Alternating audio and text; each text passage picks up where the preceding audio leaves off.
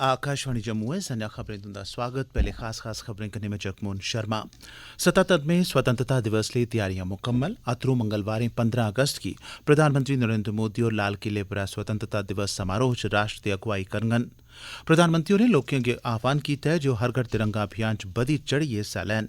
उपराज्यपाल मनोज सिन्हा होरें अज्ज श्रीनगर च तिरंगा यात्रा गी झंडी दस्सियै रवाना कीता। उनें आखेआ जे जम्मू कश्मीर च चौने पास्से लहरांदा तिरंगा समूलचे मुल्खै लेई बी प्रेरणा ऐ ते समूलचे जम्मू प्रांतै च अज्ज औंदे स्वतंत्रता दिवस गित्ते फुल ड्रेस रिहर्सल कीती गेई। खबरें दी तफसील कन्नै पंकज कोहली। प्रधानमंत्री नरेंद्र मोदी होर 15 अगस्त गी दिल्ली दे लाल किले थमां 77वें स्वतंत्रता दिवस दा जश्न मनाने च देसै दी नुमाइंदगी करङन। ओह् राष्ट्रीय ध्वज गी फहराने दे कन्नो कन्नी लाल किले दी प्राचीर थमां राष्ट्र गी संबोधित बी करङन। इस ब'रे दे स्वतंत्रता दिवस पर आज़ादी का अमृत महोत्सव समारोह खत्म होई जाग, जिसी प्रधानमंत्री होरें 12 मार्च 2021 गी अहमदाबाद गुजरात दे साबरमती आश्रम थमां रंभ करोआया हा। स्वतंत्रता दिवस समारोह गित्ते अज्ज लाल किले च फुल ड्रेस रिहर्सल कीती गेई। इस ब'रे स्वतंत्रता दिवस मनाने आस्तै नेकां नमियां पैह्लां कीती गेदियां न। पिछले ब'रे दे मुकाबले इस ब'रे बड़ी बद्ध गिनतरी च परौह्नें गी साद्दा दित्ता गेदा ऐ।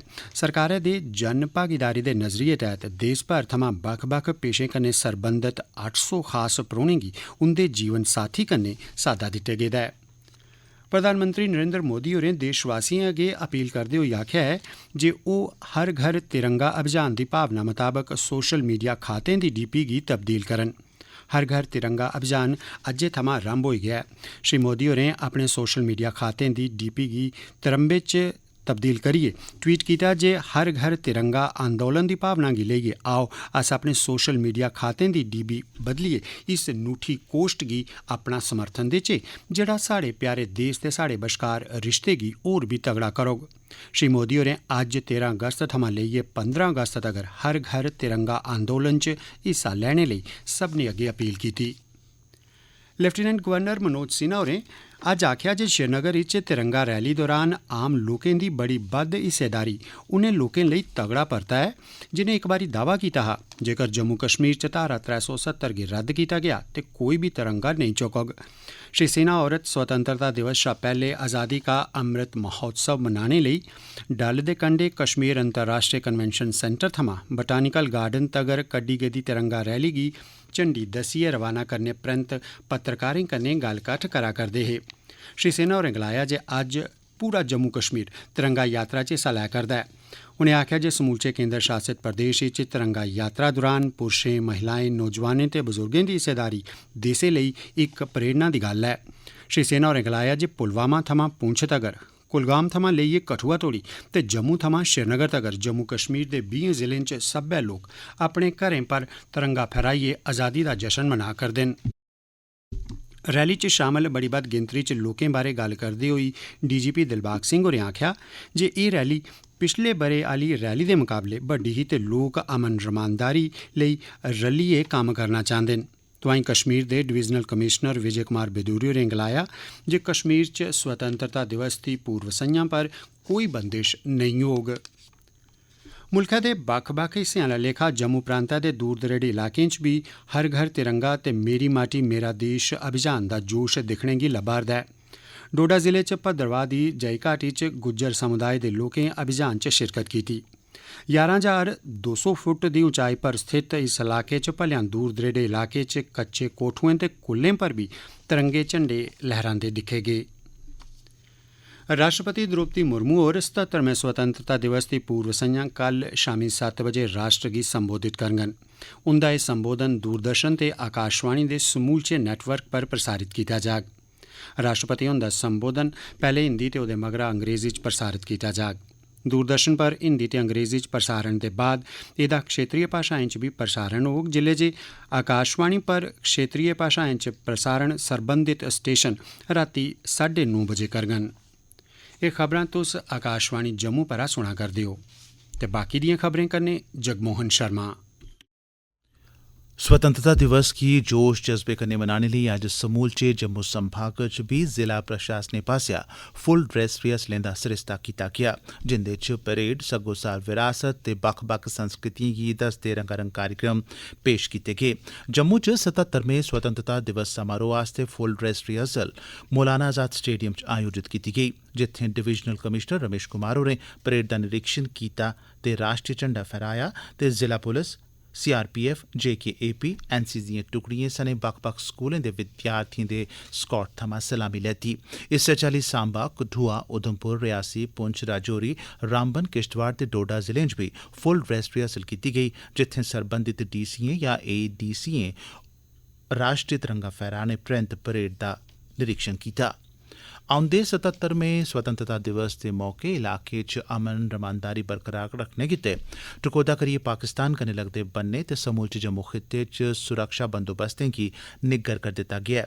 आकाशवाणी दे जम्मू संवाददाता ने खबर दित्ती ऐ जे सेना ने कब्जा रेखा ते अंतर्राष्ट्रीय बन्ने पर बी निगरानी बधाई दित्ती ऐ। अंदरूनी इलाकें च चैकिंग बधाने दे अलावा बलें गी मती चौकसी बरतने लेई आखेआ गेआ ऐ। जम्मू जोन दे ADGP मुकेश सिंह होरें कुसै चाल्ली दे बी खतरे या चुनौती कन्नै निब्बड़ने लेई उच्ची सतह आह्ली सतर्कता ते सुरक्षा ग्रिड गी होर बी तगड़ा बनाने दा निर्देश दित्ता ऐ। बरतानिया दे सुरक्षा मंत्री टॉम टेगेंटहेड होरें डॉ जितेंद्र सिंह हुंदे कन्नै कोलकाता च आयोजित G20 भ्रष्टाचार रोधी मंत्री सतह आह्ली बैठक दे बारे दपक्खी बैठक लाई। एह् गलांदे होई जे दवै देश पारदर्शी ते भ्रष्टाचार मुक्त समाज बनाने दी कोशश करा करदे न। जितेंद्र सिंह होरें आखेआ जे प्रधानमंत्री नरेंद्र मोदी होरें दर्हाया ऐ जे भारत दी भ्रष्टाचार गी दना बर्दाश्त नेईं करने आह्ली नीति ऐ। डॉ जितेंद्र सिंह होरें सूचना संचार प्रौद्योगिकी, नवाचारें गी सांझा करना, भ्रष्टाचार गी रोकना ते दौनें देशें बश्कार व्यापक सहयोग गी बधाने पर भी जोर दित्ता। बरतानिया लंदन स्थित भारतीय उच्चायोग ते एह्दे अमले दी सुरक्षा गी यकीनी बनाने लेई लोड़चदियां गैईं पुट्टा'रदा ऐ। एह् गल्ल बरतानिया दे सुरक्षा मंत्री टॉम टेगेंटहेड होरें आखी। ध्यानजोग ऐ जे तकरीबन 5 म्हीने पैह्ले किश खालिस्तान समर्थकें लंदन च भारतीय मिशन पर हमला कीता हा, जिस करियै दौनें देशें दे दपक्खी सरबंधें च तनाऽ आई गेआ हा। इक समाचार एजेंसी गी दित्ते गेदे इंटरव्यू च सीनियर मंत्री होरें गलाया जे बरतानिया सरकार खालिस्तान समर्थक तत्वें दे सरबंधै च भारत दिएं चिंताएं गी दूर करा करदी ऐ ते कुसै चाल्ली दी बी कट्टरपंथी हरकत गी सख्ती कन्नै निबड़ेआ जाग। टॉम होरें साफ कीता जे इस चाल्ली दी कोई बी हरकत न छड़ा भारत दी सुरक्षा ते सगुआं बरतानिया लेई बी इक समस्या ऐ। मंत्री होरें आखेआ जे बरतानिया दे कुसै बी नागरिक गी कुसै चाल्ली बी कट्टरपंथी बनाने आह्ली कोशिश कन्नै सरकार सख्ती कन्नै निबड़ोग। मुल्ख भरै च चला करदे मेरी माटी मेरा देश अभियान तैह्त जम्मू प्रशासन ने शैह्रा दे बाहू प्लाजा इलाके च आयोजित होने आह्ले इक विशेष सांस्कृतिक संध्या नां आह्ले कार्यक्रम लेई लोकें गी साद्दा दित्ता ऐ। सूचना ते जनसंपर्क विभाग, सैलसफा निदेशालय जम्मू ते जम्मू कश्मीर कला संस्कृति ते भाशा अकादमी दे सांझे सहयोग कन्नै हुणे कोला किश चिर मगरा 6:30 बजे थमां सेंट्रल पार्क बाहू प्लाजा च मेगा कल्चरल इवेंट दा सरिस्ता कीता जा करदा ऐ।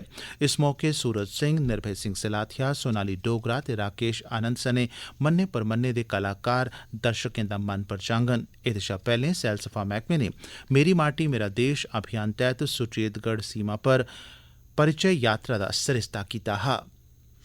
राज्यसभा सांसद इंजीनियर गुलाम अली खटाना होरें लोकें गी 77वां स्वतंत्रता दिवस पूरे जोश जज्बे कन्नै मनाने दी अपील कीती ऐ कि जे प्रधानमंत्री नरेंद्र मोदी हुंदी अगुवाई च भारत ने नेकां उपलब्धियां हासल कीतियां न।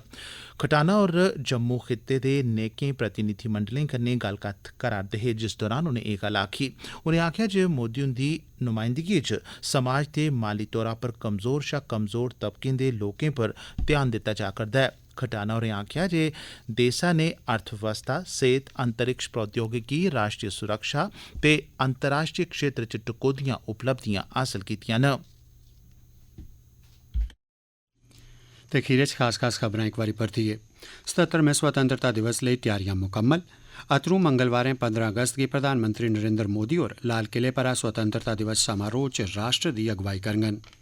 प्रधानमंत्री होरें लोकें अग्गे आह्वान कीता ऐ जे ओह् हर घर तिरंगा अभियान च बद्धी चढ़ियै हिस्सा लैन। उपराज्यपाल मनोज सिन्हा होरें अज्ज श्रीनगर च तिरंगा यात्रा गी झंडी दस्सियै रवाना कीता।